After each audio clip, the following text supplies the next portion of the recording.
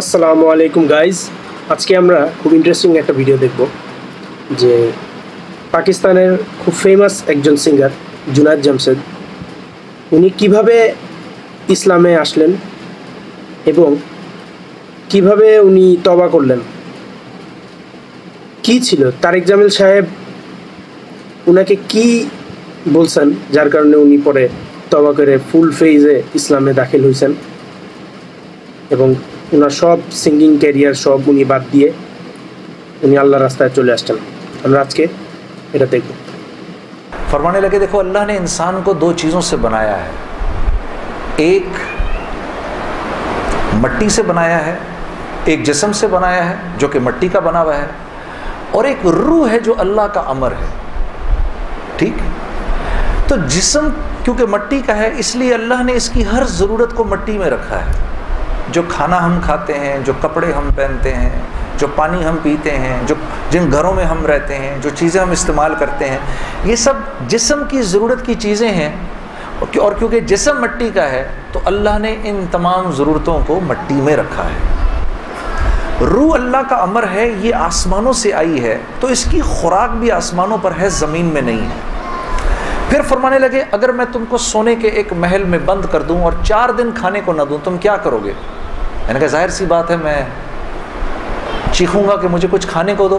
कहा बस यही हाल तेरी रूह का है कि तेरा जिस्म अच्छे अच्छे कपड़े पहनता है, बड़ी बड़ी गाड़ियाँ चलाता है, अच्छे अच्छे महलों में रहता है और तू अपने आप को सेटिस्फाई करना चाहता है, लेकिन अंदर तेरी रूह जो है वो भूखी हो के जब चीखती है तो तेरे सर में दर्द होता है।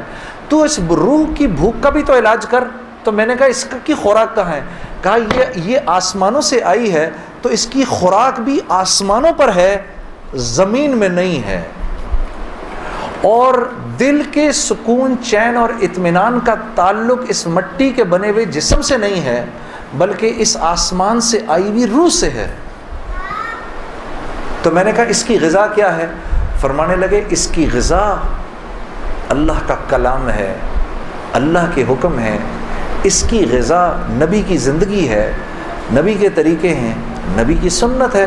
वो जब तक इसको मिलेंगे नहीं ये भूखी रहेगी, और जब ये भूख कर चीखेगी तो फिर तुम तो मुसलमान हो, तुम्हें तो पता है, गैरों को तो पता नहीं। वो दिमाग की इस चीख को सुलाने के लिए कभी शराब पीते हैं, कभी नशे करते हैं, लेकिन ये तो जब तक रूह भूखी है उस वक्त तक अंदर से तुम मुज़तरब रहोगे, सुकून चैन नहीं मिलेगा। और फिर कुरान की वो आयत पढ़ी, मुझे आज भी याद है, अला बिज़िक्रिल्लाहि तत्मइन्नुल क़ुलूब, कि अल्लाह पाक चैलेंज दे रहे हैं सबको कि अगर दिल का सुकून, चैन और इत्मीनान चाहिए मेरे बंदो, मालदारों, हुकूमत वालों, दौलत वालों, शोहरत वालों, अगर तुम्हें दिल का सुकून, चैन, इत्मीनान चाहिए तो तुम्हें मुझसे ताल्लुक़ बनाना पड़ेगा, मुझसे यारी लगानी पड़ेगी। मौलाना की ये बात सुनकर मैं तो पहले ही परेशान था, 3 दिन से बयान सुन रहा था, मैं तो धाड़े मार के रोना शुरू हो गया, रोता रहा बड़े देर तक। फिर जब मुझे थोड़ा सा चैन आया तो मैंने कहा मौलवी साहब इसका मतलब क्या है, मेरी पूरी ज़िंदगी बर्बाद हो गई? तो फरमाया नहीं, बिल्कुल भी नहीं, कि ये मामला तुम दुनिया वालों से थोड़ी कर रहे हो, ये मामला तुम तो अल्लाह से कर रहे हो। और अल्लाह के यहाँ मामला क्या है? अल्लाह के यहाँ मामला क्या है कि अभी इंसान अल्लाह रब्बुल इज़्ज़त से माफ़ी मांगने का इरादा ही कर रहा होता है, दिल में अभी ख्याल ही आ रहा होता है कि अल्लाह रब्बुल इज़्ज़त अगले पिछले माफ़ कर देते हैं सारे। फिर मुझे फरमाया, ये मुझे फिर बात सुनाई, हदीस कुदसी सुनाई कि मेरे बंदे तू ये ज़मीन और आसमान सारे के सारे अगर अपने गुनाहों से भर दे, जो कि तू भर नहीं सकता, अगर तमाम जिन्नो इंस भी मिल जाए तो भर नहीं सकता, लेकिन अगर तूने ऐसा कर भी दिया, एक मरतबा अगर तूने कहा ए अल्लाह मुझे माफ़ कर दे, तो न सिर्फ ये कि हम तुम्हें माफ़ कर देंगे बल्कि तुम ऐसे हो जाओगे जैसे तुमने उन गुनाहों को किया ही नहीं। मैं तो बेयकीनी की हालत में मौलाना को देखने लगा। मैंने कहा मौलवी साहब वाकई? कहा हाँ। फिर पूछने लगे क्या इरादा है? अब मेरा इरादा म्यूज़िक छोड़ने का तो नहीं था कि मैंने कहा इधर आओ, क्या कि नमाजें बख्शवाने आए, क्या रोज़े गले पड़ गए? हाँ जी, मेरा तो कोई प्रोग्राम नहीं था म्यूजिक छोड़ने का,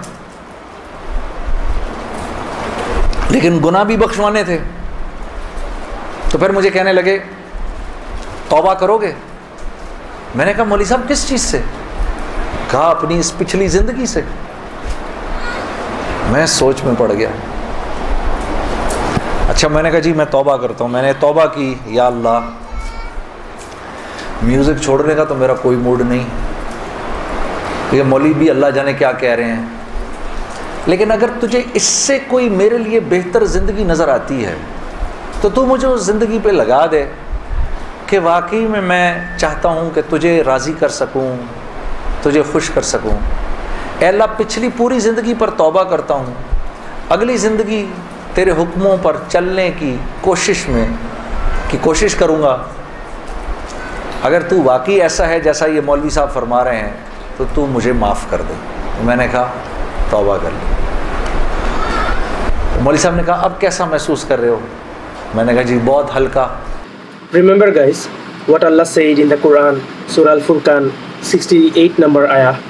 والذين لا يدعون مع الله إلها آخر ولا يقتلون النفس التي حرم الله إلا بالحق ولا يزنون ومن يفعل ذلك يلقى أثاما। তারা আল্লাহর সাথে অন্য কোনো ইলাহকে ডাকে না আর যথার্থতা ব্যতীত কোনো প্রাণ হত্যা করে না যা আল্লাহ নিষিদ্ধ করেছেন, আর ব্যভিচার করে না, আর যে এগুলো করে সে শাস্তির সাক্ষাৎ লাভ করবে। يضاعف له العذاب يوم القيامة ويخلد فيه مهانا।